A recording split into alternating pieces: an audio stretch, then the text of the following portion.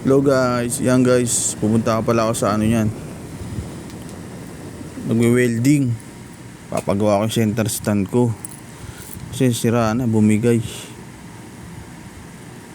Papunta na ako. Yan na guys, wini-welding na pala yung ano ko, center stand ko. Yun, umaapoy po.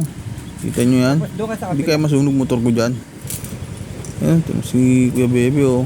Kuya Bebe, kapitbahay pala namin yan. Sa kanya ko pinagawa yung center stand ko. Pinapasan pa ba sa kumpanya? Nadasalan ko ngayon, sana magawa eh. Para legit talaga. Sana magawa mo Kuya Be.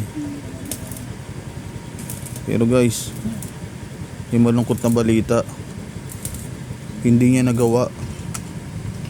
Sabi niya sa akin, bumili na lang daw ako ng bagong center stand.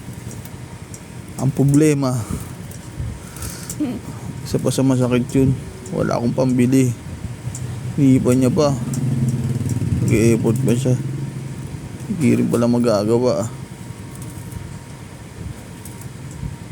Kaya mag-iipon-ipon muna ako ng pambili kung magawa ng center stand. You know? Wala akong magagawa oh. Yan mo na, ibili na lang tayong bago. Bye bye guys.